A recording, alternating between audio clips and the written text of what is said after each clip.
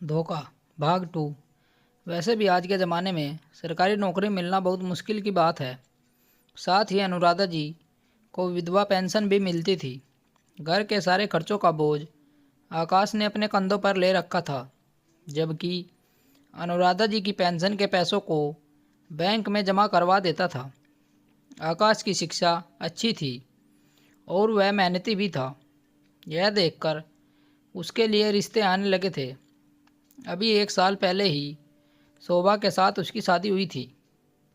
उनके जाने के बाद अनुराधा पड़ोस में रहने वाली अपनी सहेली निर्मला जी के यहाँ गई और कुछ पैसे उधार लेकर अपनी देवरानी के पास हॉस्पिटल सामान लेकर पहुंची।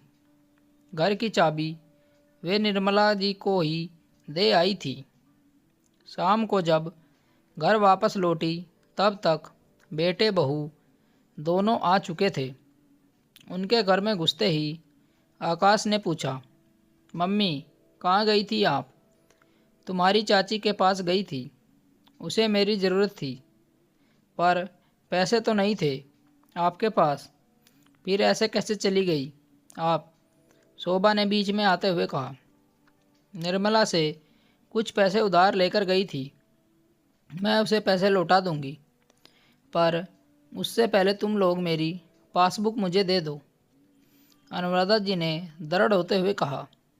अरे वाह, एक तो हमसे पूछे बगैर आप निर्मला आंटी से पैसे उधार लेकर चली गई और ऊपर से पासबुक भी मांग रही हो। कुछ नहीं देने वाले हम आपको, चुपचाप पड़े रहिए घर में। आइंदा हमसे पूछे बगैर घर के बाहर कदम भी मत रखना, शोभा चिल्लाते हुए बोली।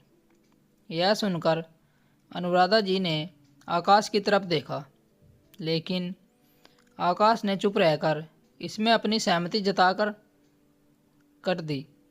आखिर अनुराधा जी ने निर्णय ले ही लिया।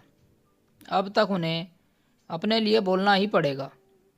बहू, तुम मेरी बहू हो, सास बनने की कोशिश मत करो। तुम कौन होती हो यह निर्णय लेने वाली कि मुझे क्या करना है और क्या नहीं? मैं अपनी पासबुक ही तो मांग रही हूँ, और कुछ तो नहीं। 1 मिनट मम्मी जी, आप अपने छोटे छोटे खर्चों के लिए भी हम पर निर्भर हो, हम आप पर नहीं हैं।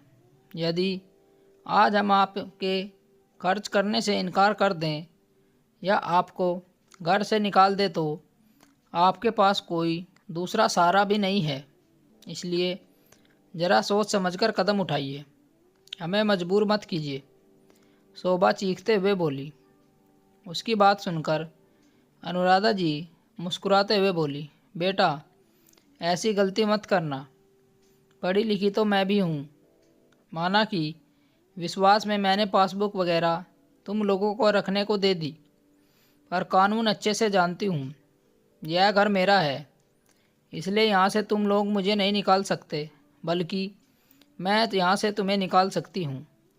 यह सुनकर शोभा कुछ बोलने ही वाली हुई तो अनुराधा जी ने अपना हाथ दिखाते हुए उसे चुप रहने का इशारा करते हुए उससे बोली, और रही बात मेरे खर्चों की, तो भारतीय कानून के हिसाब से अनुकंपा पर नौकरी लेने वाले बेटे को अपनी मां का भरण पोषण उसके जीवन काल तक करना होता है।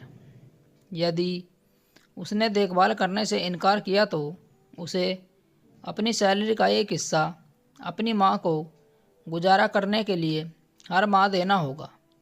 बेटा अपने इस दायित्व से मुंह मोड़ता है तो विभाग की ओर से सेवा से बर्खास्त करने की कार्रवाई की जा सकती है। अब यह तुम दोनों पर निर्भर करता है कि तुम लोग क्या चाहते हो। यह सुनकर शोभा चुप हो गई और आकाश की तरफ देखने लगी। आकाश के माथे पर पसीने की बूंदें चमकने लगी। यह देखकर अनुराधा जी ने कहा, बेटा मैं तुम्हारी माँ हूँ, तुम लोगों को घर से नहीं निकाल रही, वरना ऐसी हरकत करने के बाद तो तुम लोगों का इस घर में रुकना बनता ही नहीं है। लेकिन हाँ, अब तुम पर आंख बंद कर कर विश्वास भी नहीं कर सकती, इसलिए मेरी पासबुक भी मुझे दे दो। अपने अकाउंट को खुद मैं हैंडल कर सकती हूँ। और अगर मेरे खर्च करने में तुम्हें एतराज़ है तो हर महीने एक फ़िक्स अमाउंट मुझे खर्च के तौर पर दे दिया करो। और यह बात अच्छे से याद रखना, मैं आज के ज़माने की माँ हूँ। अगर अपने बच्चों पर विश्वास करना जानती हूँ तो गलती करने पर उन्हें सज़ा देना भी जानती हूँ।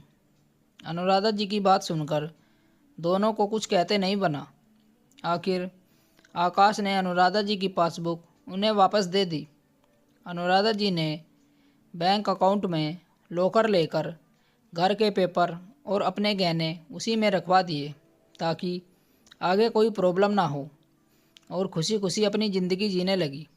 दोस्तों, कहानी आपको कैसी लगी कमेंट करके हमें बताएं, और चैनल को सब्सक्राइब करना न भूलें। मिलते हैं आपसे एक और ऐसी ही अच्छी कहानी के साथ। कहानी सुनने के लिए आप लोगों का बहुत बहुत धन्यवाद। राम राम दोस्तों।